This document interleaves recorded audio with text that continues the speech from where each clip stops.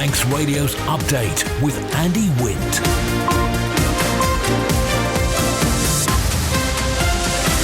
Faster, my good evening. It's 5:30. This is Update for Tuesday, 21st of May, 2024 from Manx Radio. 30 minutes looking at the latest news on the Isle of Man. Background to that news, we've got sport and business and travel updates on the newsmakers in person. This evening, government support for hospitality is on the way. The Fire Safety Department's getting a rebrand. The future for the Manx Development Corporation. The Constabulary on the lookout for incoming illegal substances. And Nathan Harrison looking forward to TT. And Benham for all your business and legal needs.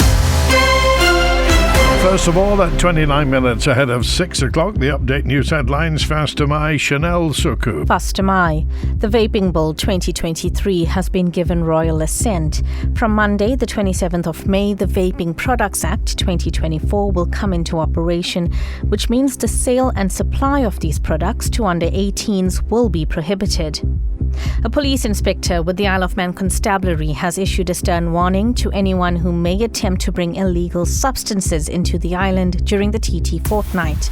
With less than a week to go before the island's biggest tourism event kicks off, police officers are preparing to conduct more visible patrols and crack down on antisocial behaviour.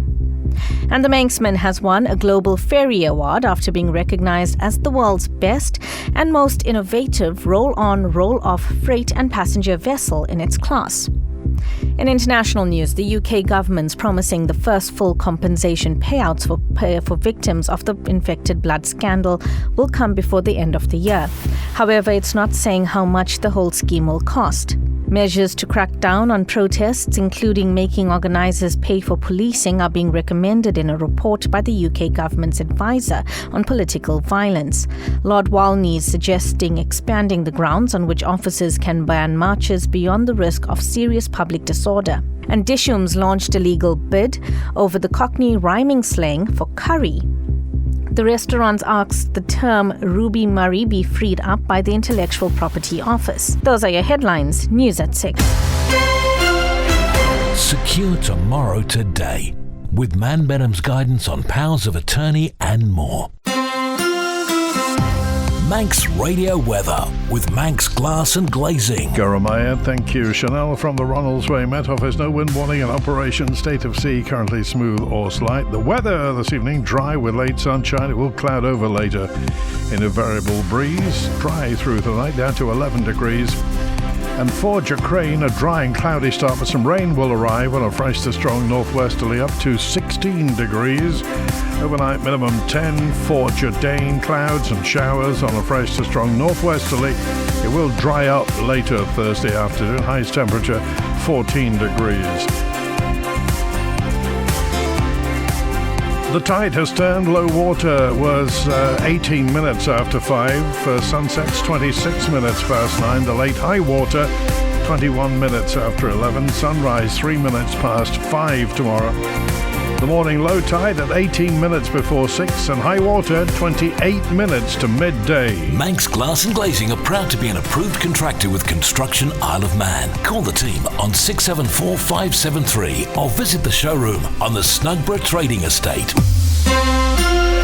New proposals are due to be announced imminently, which government says will support jobs in the hospitality sector, but it's unclear where the additional funding will come from. The Yonkan MHK Julie Edge hit out at the Chief Minister, claiming he's living in a different world and is collecting funds from a magic money tree. Mr Cannon dismissed the remark. The Honourable Member will know that government intervening directly into the business sector also carries with it a number of significant issues. What is important, though, and I think it is right that we carefully evaluate when we hear of significant problems, that we listen carefully to what that particular sector's issues are, and where we can, we respond effectively in the most efficient way possible and in a way that I hope will sustain jobs but also create new economic activity as well, so that when we have to explain to the taxpayer why investments have been made, that we can explain properly that we're also seeing this as a way to protect and increase economic activity and get a return for the taxpayer, rather than just spending cash. Because what you have to remember remember, there's short-term thinking, but also, if you really want the strong foundations for economy, you must lay those foundations, and the investments that we do must be properly and fairly distributed across the economy to create jobs for the long term and a sustainable economy for the future. And that's what this government is seeking to do. And as I said, I expect that the Treasury Minister and Enterprise Minister, who have been taking this matter extremely seriously, will be making announcements imminently regarding support for the sector. Particularly, I would hope to impact over the next couple of weeks, but also give them that foundation for the rest of this full summer season, and I hope into the autumn. A tax mechanism for multinational enterprises is ready to be applied. It's been requested by the OECD, but who will it affect? Here's the Treasury Minister, Alex Allinson, MHK. Some of the large banks, some of the larger retailers that have stores all over the British Isles and all over Europe, some of the large insurance companies. Now, at the moment, often the profits they make from their activities on the Isle of Man may be taxed in their home jurisdiction. So we have large banks here based in England, and the tax will be paid in England. What this does is say that we're going to have a level playing field, that everyone will charge 15%, a minimum of 15% corporation tax for these large multinational companies with a turnover of in excess of 750 million euros. We agreed this last year with Guernsey and Jersey, but we've been working with these large companies that are based on the island and to make sure that they understand these changes will be coming in next year from the 1st of January. Does this mean that if they've been paying tax elsewhere and not paying any tax here, some of them zero, if they start paying tax here, we're going to make money out of this, are we, or are we? We should do. Now, one of the things I did in this year's budget was increase the corporation tax from 10 to 15% for those large banks and the large retailers in anticipation of this coming in. So we're already getting some extra money in this budget, and that fits with the economic strategy, which was all about trying to broaden the tax base. So we were taking some taxation from some of the large companies here who could afford it because they're paying the tax somewhere. Why shouldn't it be to the people of the Isle of Man? We get these visits from the OECD from time to time. Is that it for a while? It's ongoing, to be honest with you. I mean, again, the international finance regulations constantly change, and that's why when you ask how much money it will bring in, I can't tell you, because some of the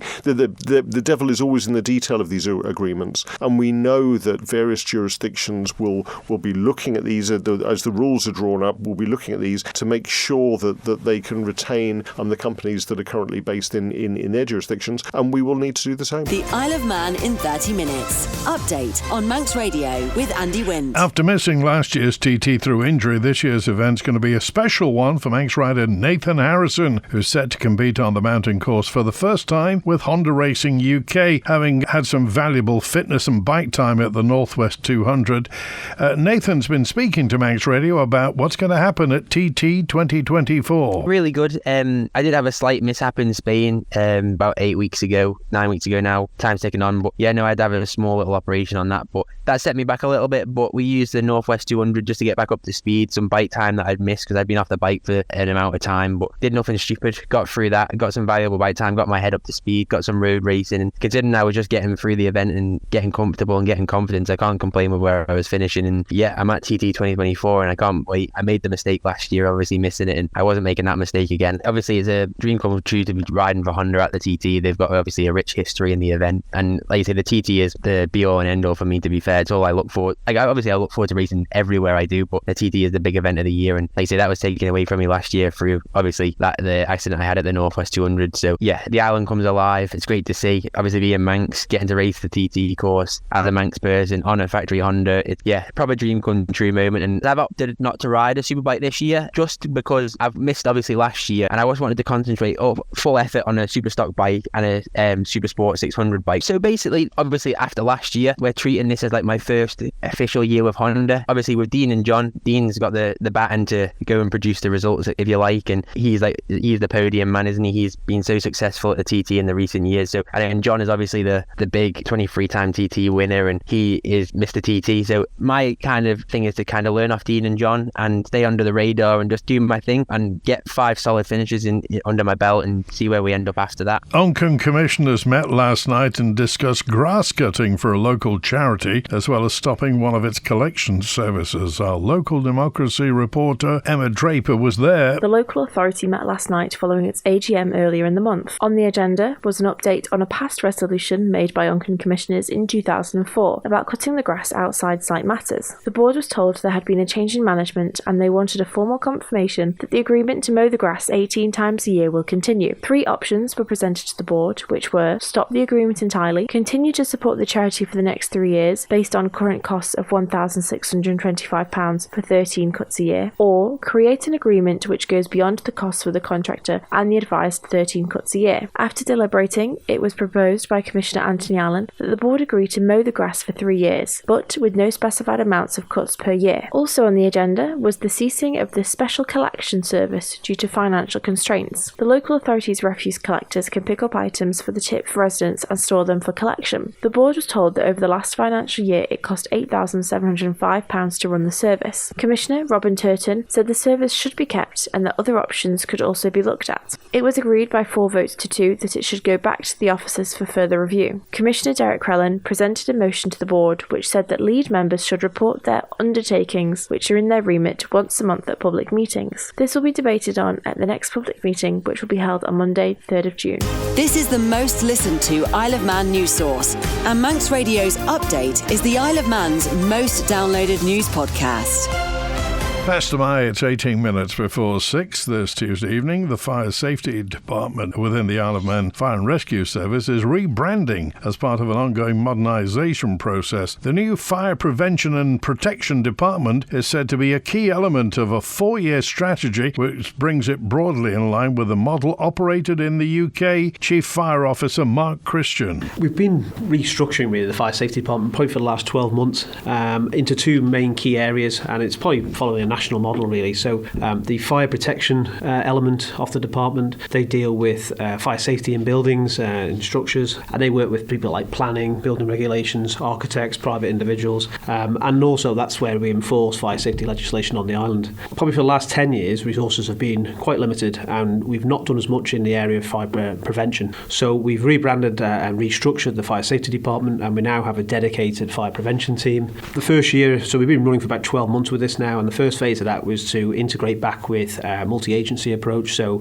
working with our colleagues in government, whether it's in health services and constabulary, with the third sector. And a lot of work they do is around dealing with vulnerable people in the community and people that may be more at risk to fire in their homes. So now we're coming on to the next phase of that. So it's a 4-year strategy we're following, and this next phase is really exciting. It's an online fire safety app, but this allows us, with fairly limited resources, this allows us to reach across the whole community and really drive that fire safety message home, and it allows people to a bit of self-help and really check their fire safety levels in their own homes. Manx Radio Business Briefing. 17 minutes before 6, AstraZeneca's unveiled medium-term growth targets to nearly double group revenues by the end of the decade, as it predicts significantly more growth from existing oncology, biopharmaceuticals and rare disease portfolios. The pharma giant said it expects total revenues to hit $80 billion by 2030, helped by the launch of 20 new medicines over the 6 years, compared with $45.8 billion in 2023. And for a full daily market report, go to ramseycrookall.com. Major European energy companies are cutting their renewable energy targets, the Financial Times reports. Firms cite high costs, low electricity prices for changes, which highlights the challenges of moving away from fossil fuels. Portuguese energy company EDP, Italian utilities company Enel,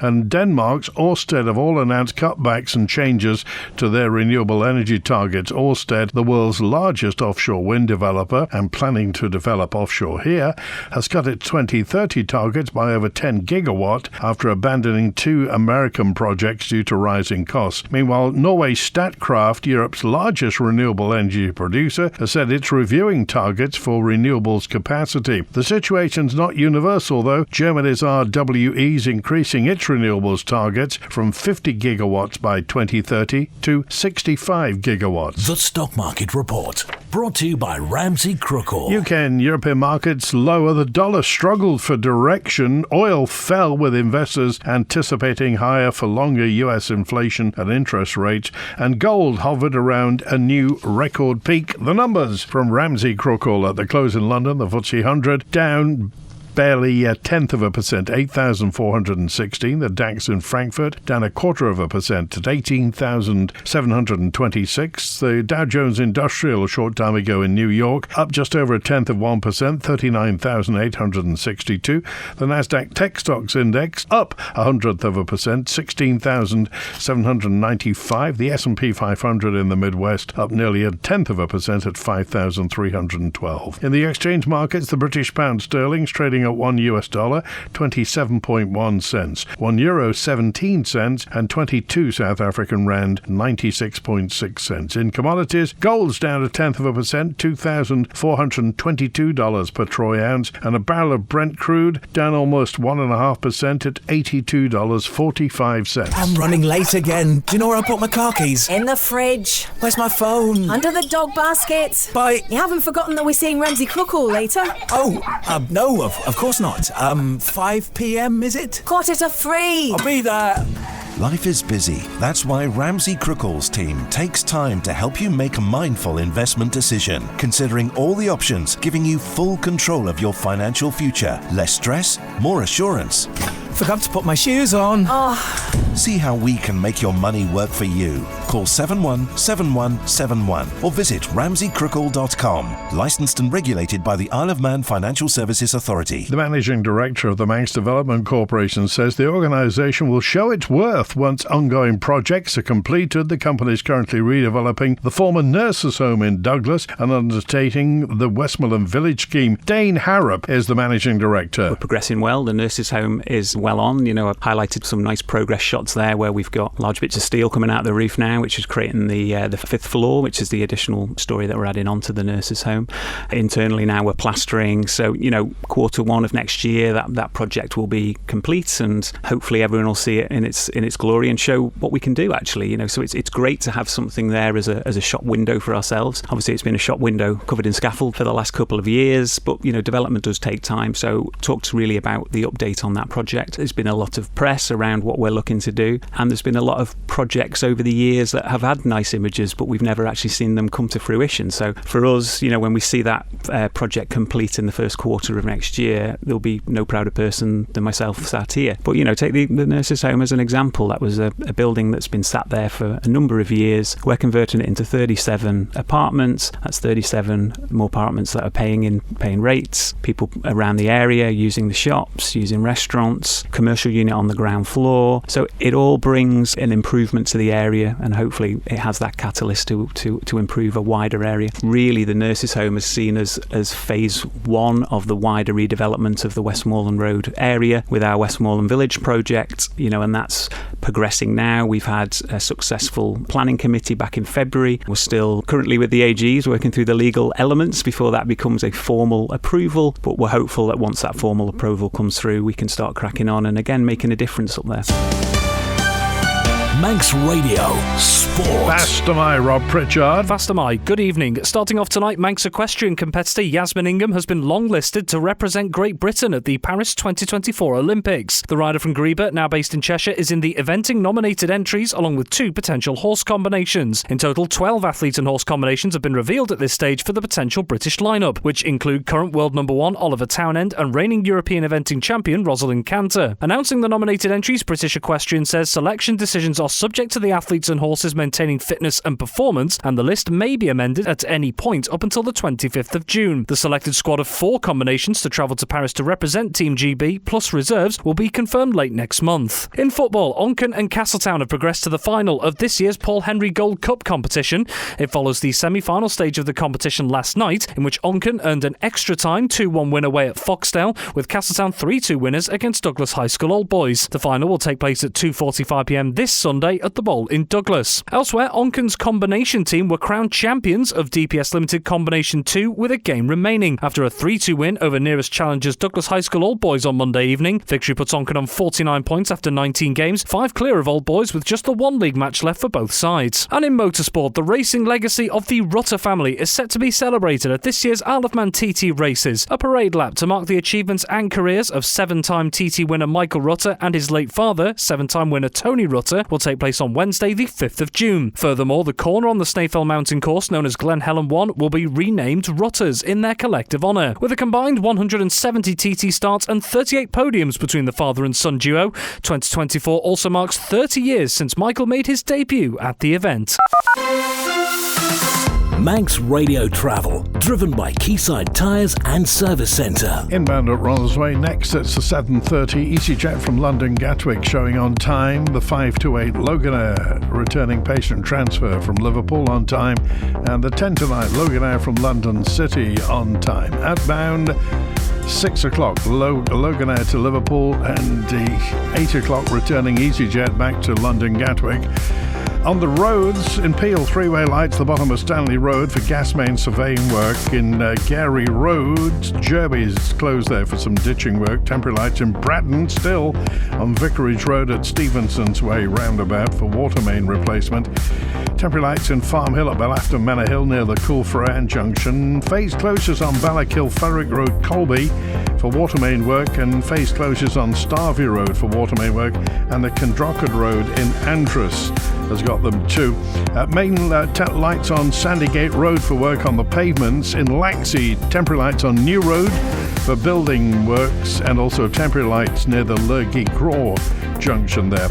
A section of Switzerland Road, Douglas, closed through till November for building work, and Hillside Avenue closed to Circular Road for adjacent office window replacement. Ask how you can spread the cost interest-free at Quayside. And the matrix signs are showing everything is fine on the mountain road this evening. The Constabulary is issuing a stern warning to anybody who may attempt to bring illegal substances to the Isle of Man during TT fortnight. With less than a week to go before the island's biggest tourism event kicks off, officers are preparing to conduct more visible patrols and crack down on antisocial behaviour. Here's Inspector Paul Kemp. Our preparation started last year, though, as it does every year, with things such as staffing, and that evolves and changes all the way up to TT. Deployable officers will be on duty over the TT period, be it on the response cars for the TT racing or out on visible patrols, which you'll see. All officers are on 12-hour shift, and some of the other prep that we do is we bring vehicles from the United Kingdom for our traffic roads policing, which we bolster with our own officers. What we don't do, though, is import officers. So it's a lot of arranging, a lot of meetings. You'll find us at the boats, quite visible. You'll see us at the airport, quite visible. We'll be all around, basically protecting our borders, but we're also doing that in conjunction with our immigration partners and customs and excise and various other law enforcement partners as well. We will be focusing on our borders, and we will be present and visible. So anybody who's thinking of bringing anything to the Isle of Man really needs to think twice, because we're going to have the police dogs at the ports. We're going to have police dogs, and not just our main ports. We're also going to have them at Castletown, Ramsey. I'm not going to announce it, Peel. We're just going to be there. So if anybody decided perhaps to bring something in on a social boat or any other sort of working boat, well, they have to be lucky every single time, whereas we only have to be lucky once. We still have our day-to-day business. We still deal with people in crisis, people out shoplifting, assaults, nighttime economy. Yes, there's going to be more nighttime economy policing going on, but that's because that goes on for a fortnight, whereas usually we have the weekends. So really our policing style isn't going to change, and there'll just be more of it. Only this weekend we've had people visiting the Isle of Man, and we've had to speak to a couple of people, and that's before TT even starts. So just know your limits on the roads. A replacement TT footbridge which would cross from Nobles Park to the cemetery is not being considered. In response to a question in Timble this morning, Infrastructure Minister Tim Crookall, MHK, said he would have conversations with Douglas Council and relevant departments. No conversations have taken place with Douglas City Council since November 22 about the restoration of the footbridge, and Subsequently, there are no results of any conversations. No consideration has been given to a replacement footbridge, as the Department for Enterprise confirmed they have no requirement for a footbridge during TT and the Festival of Motorcycling, and there is limited scope for usage of the bridge for the rest of the year. As I said, DFE at the time had those conversations and then deemed afterwards that there was no requirement for a footbridge during their periods, and that was all they used that bridge for during TT and motorcycling. If the Honourable Member wants those conversations to be reconsidered again, I'm sure we're quite happy to have those conversations, but who would pay for that footbridge would be a question that needs answering. The whole point of that bridge was not for just access for the residents in the Douglas North area, it was for the Isle of Man College. It was put in place as part of the agreement for the college, so students had safe access for qualifications, for examinations during TT and practice week periods. I understand the Honourable Member's point she's making, but there is actually the bridge down to Minions, which is literally 200 yards down the road, and I'm not sure what the cost of replacing this would be to whoever, but I would suspect it would be a substantial amount of probably hundreds of thousands of pounds. Happy to go away and look into the history of this and see who is involved in it, whether it be ourselves, DFE and the corporation. If this is a huge issue for all those concerned, as I said, I'm more than happy to take it forward.